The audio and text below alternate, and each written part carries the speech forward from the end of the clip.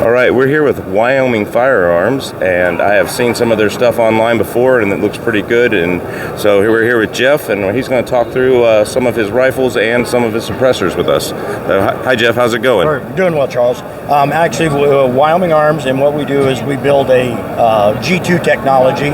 So the AR-10 runs off of the DPMS G2, Remington G2, and we have a license to build that. Right. So the bolt carrier is smaller. You end up with everything behind the mag well is basically AR-15 parts, and you shed about 2 pounds off of an AR-10. You end up with a hunting weight rifle built on G2 calibers.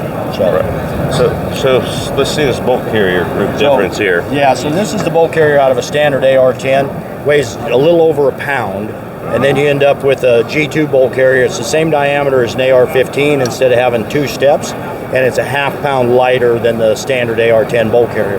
By reducing the bolt carrier by half pound, it also allows you to take 3/8 of an inch out of the width of the gun, 3/8 of an inch out of the height. So now you have correct pull lengths, correct optic heights, and it allows you to run AR-15 accessories with it. Oh, awesome. So without the scope, what's this setup right here? This is a 6.5 Creedmoor. It's got a fluted barrel. What's this setup weigh? About 8 pounds. About 8 pounds. You can't beat that for an AR-10. Yeah, scoped up, suppressor and everything, you can get into the 9.5 pound range, so it's light enough to carry as a hunting rifle. Absolutely. I've carried much heavier than that as hunting, so yeah. And accurate enough too. These are designed to be sub MOA. Most of the guns have came out at 5/8 MOA, so you're shooting 5.5 inch groups out to 1,000 yards. Yeah, you can't beat that. So yeah, can't beat that. And this one here is a 6.5 Creedmoor. 6.5 Creedmoor has a custom Cerakote application with to make it look kind of a winter Wyoming motif. I like that. That would work in Alaska. I mean, it needs some more spruce green in it. But yeah. Ours is snow and dirt. Yeah. Ours is ice and dirt right now. We've had a warm winter and everything warms up and rains right now. So exactly, it's crazy. So I was really interested in your 22 suppressors. I'd seen them on online, Silencer Central. So. Right, the 5 squared AL, that's your aluminum, right? Yes, and it's designed for all rimfires. Okay, so 17, 22 mag. Exactly. But not 5.7 by 28?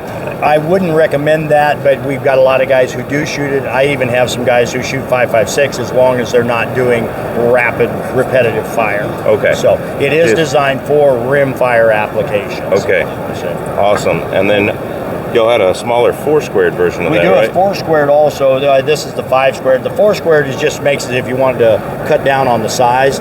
In the 22 or the rimfire stuff, the 5 squared does outperform the 4 squared so enough to make it worth the extra inch. Okay, yeah, that makes sense. Yeah. So, all right, and then we go off into our stainless steel versions, which are the 5 cubed.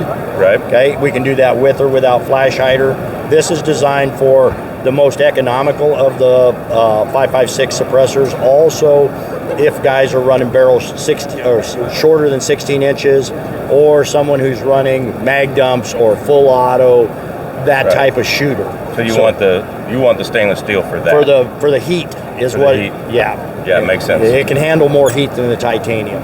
This one weighs about 11 ounces, including a flash hider in the stainless steel version. Right. Small enough to go under a standard handrail without going oversized. That's true. Yeah, I see that. Cool. Yeah.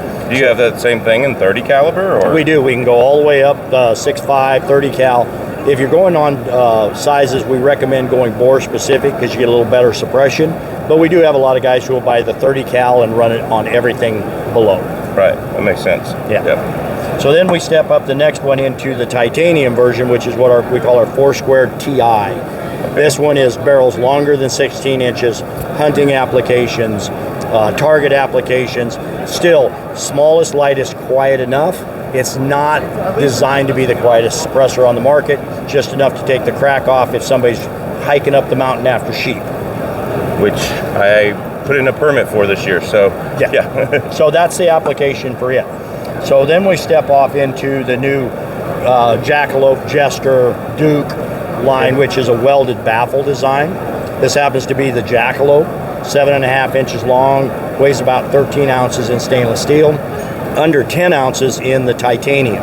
Okay. So ultralight for hunting applications. Right. PRS shooting. It Right. placed number 2 and number 3 in the 308 and 5.56 class at the silencer shootout. So it's a very effective suppressor. There were over 70 entries in both categories, and it placed number 2 and number 3 in the categories. Yeah, can't beat that. No, so extremely effective. We step off into the titanium version of the jackalope, and we shed half the weight. Nice. So again, very effective suppressor.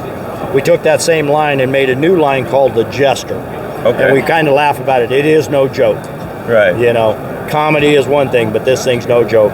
And at 5 inches long, we're just over 5 ounces, including the hub adapter.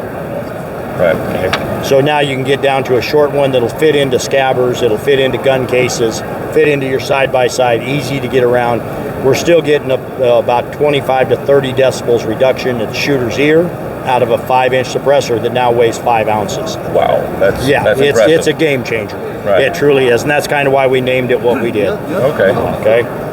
Then we step up and we're going into the Duke line. It's a little bit bigger, allows you to go to the large bore caliber, straight wall cartridges, up to a 416, that kind of stuff. Okay. Okay. So some of the areas now that are doing the primitive hunting where they have to have straight wall cartridges, now Right. we can suppress those large bore cartridges. Right. That makes sense.